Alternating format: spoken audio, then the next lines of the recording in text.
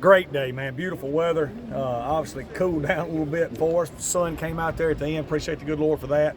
Great day, a lot of energy. And boy, really saw some young guys improving. Got a lot of good work in. And with that, I'll open it up.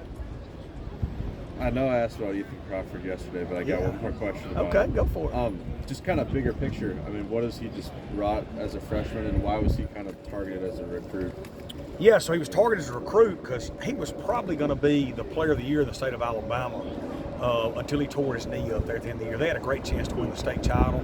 He played for a great high school coach in Jamie Mitchell, great coach in Mississippi, Arkansas, and Alabama. Me and him go way back, all the way back to he played for Pontotoc in the early 80s when I was a young kid on the sidelines, the Angry Pontotoc games. And his family and my family go way back, and Jamie just believed it. Ethan is a Pied Piper type guy, man. People follow him. He's got great charisma, great smile, and great skill set. Great runner, live arm. We still got to work on his mechanics a little bit, and comes from a great family. Mom and dad, they fed the whole team at Hillcrest. They follow him everywhere, and so he's got a great support system. And that's why we recruited him. You know, highly recruited kid. A lot of people wanted him. We won out over a lot of people, and like we have with so many of our young guys in our program, we got so many young guys that were highly recruited kids, and we won out on them, and they're going to be really good players as they keep progressing. Talk a little bit about how aggressive y'all were early in that football game, and in the second half, did y'all get to a point where you felt like even with a 10-point lead that y'all got to score almost every time because of the way it was going defensively? Well, I don't know. I don't know about that, Glenn. I thought we attacked all night long offensively, regardless of the scoreboard. And that's what we want to do now and the rest of the year, and it's really what we want to be. And that's what, my teams have always been, and we kind of got away from that here because we had played some good defense for a long time. We had our issues early on, and we got here offensively with some personnel, but we want to be an attacking offense, and you saw that, and I thought our offensive staff did a great job, and our kids did too. And I thought we answered for the most part. We answered score for score, and just disappointed we weren't able to win the football game. We had some opportunities to take a 3-score lead, whether it was a close miss for a touchdown or a missed field goal. We just never got over the hump, and that's something we've got to continue to learn to do with a lot of these young guys as we move forward. Hindsight's always 20/20, which kind of give me your thought on that play where we lost the ball on the goal line.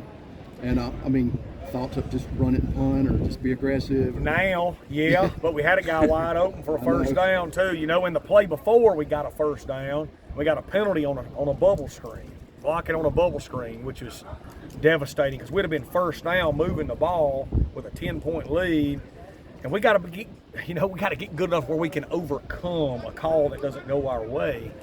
And are we there yet? No, we're really close. We've got a lot of calls that can go our way this year, and we're just got to get good enough. How do you get good enough? Well, you keep practicing, you keep working, you keep recruiting, and you keep growing.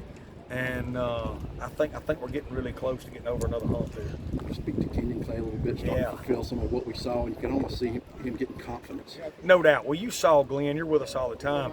He was arguably one of the best players on our team in fall camp. And he had that knee injury right there in the last scrimmage that you and me were standing right there. I thought he was done for the year. It was a terribly ugly looking tackle.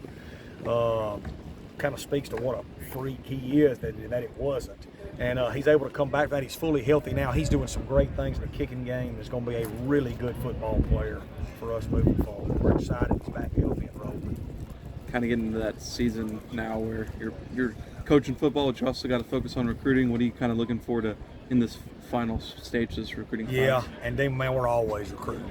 That's been the big thing since we got here. We got here, the rules were what they were. We can only sign 13 in year one, then 25 in year two. So that gets 38 players we never bring in. And now, with the way the rules are, we got a really great chance to stack that third recruiting class on top of it.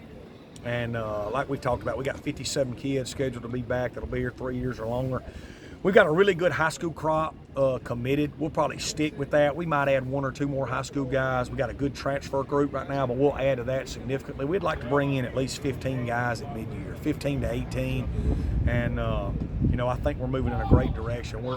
We've identified some guys. We're in a good situation from a transfer standpoint and a projected portal standpoint, so we feel good about it. Yep. Talk a little bit about during the week and into the game how y'all found matchups to exploit with Mims. Yeah, I think it was a combination. What you saw was our offense able to work together to free up everybody. Early in the game, we make some plays in the passing game, and all of a sudden Frank's running through the middle.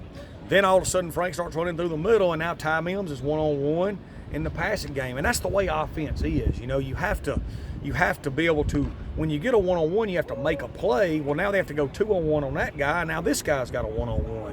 And the give and take of our run and pass and RPO together, I thought was just really good.